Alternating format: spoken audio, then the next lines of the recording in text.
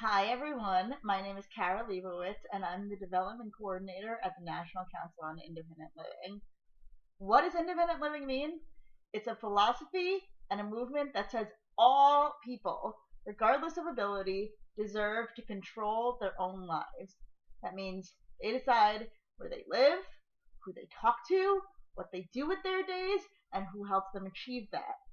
Can you imagine a stranger or someone you've just met telling you as an adult what time to eat dinner, or that you have to go bowling with 10 other people who you may or may not like, even if you don't like bowling? What if you want to go shopping instead? It doesn't matter. You do what you're told. It sounds ridiculous, right? But that's what many people with disabilities are faced with every day in group homes, psychiatric hospitals, and other institutions. The independent living movement fights for people with disabilities to live in their own homes and communities, in control of their daily lives. That means all people with disabilities. Yes, even your autistic cousin who doesn't speak and flaps his hands. Yes, even the kid with Down syndrome you saw sometimes in the special ed class in high school. Yes, even your elderly grandpa with dementia who leaves home and can't remember how to get back. Yes, even that one guy you saw on TV once who uses a power wheelchair and has a ventilator attached to a trach tube in his neck. Independent living is for everyone. Now, that isn't as easy as it sounds. When you have a disability, there are lots of barriers to living independently, and that's where Centers for Independent Living, or CILs, CIL, come in. The first CIL was created in Berkeley, California, by a man named Ed Roberts. Now, Ed Roberts was basically paralyzed from the neck down by polio when he was 18. He needed a ventilator to help him breathe, and at night he slept in an iron lung.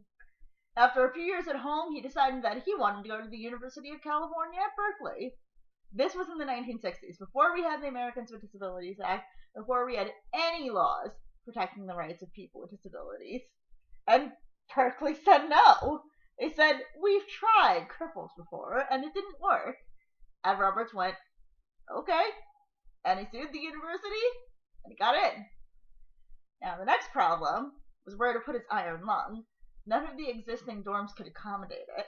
The only place that could was the school infirmary. So, Ed Roberts made the school infirmary his dorm. And word got around, and other people with disabilities started coming to Berkeley and dorming in the infirmary, mostly other young men with mobility disabilities. These students began forming a network of resources like note takers, personal care attendants to help them get ready, people to push their wheelchairs around campus, things like that. And after a while, it started occurring to them that there were people with disabilities outside of the university who could benefit from these services. And so Ed Roberts formed the first Center for Independent Living in Berkeley, California, which is still operating today. Today, there are over 700 centers for independent living in the country.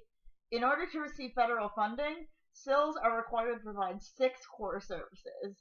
They can do more things, but if they want to get funding from the federal government, they need to do these 6 things.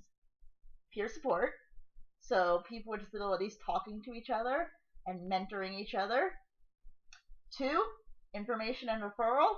So if a person with a disability calls wanting help paying for school, for example, the CIL can refer them to vocational rehab. If you live in New York, that's Access VR. If a person needs legal help, the CIL can refer them to the Protection and Advocacy Agency in their state. Just giving people information and referring them to other places. 3, advocacy. This is both systems advocacy, like advocating for law and policies, and individual advocacy, like helping a person with a disability learn their rights and advocate for themselves. 4, youth transition. This is the newest core service, and it's helping youth with disabilities transition from K-12 schooling into whatever comes next, whether that's college, whether that's trade school, whether that's work, etc. 5, institutional transition and diversion. That's helping people who are in institutions get out of institutions and back into the community. and making sure that people who are at risk of going into an institution stay at home with the supports they need and don't go into an institution. And 6 is IL skills training, helping people with disabilities learn the skills needed to live independently, like cooking, cleaning, managing personal care attendants, things like that. Now, the National Council on Independent Living, or NICL, is a national membership organization for CILs. We are the voice of CILs on Capitol Hill. And whereas CILs do advocacy on a local level, we do advocacy on a national level. Our members tell us which issues are important to them as people with disabilities, and we go and talk to legislators about those issues.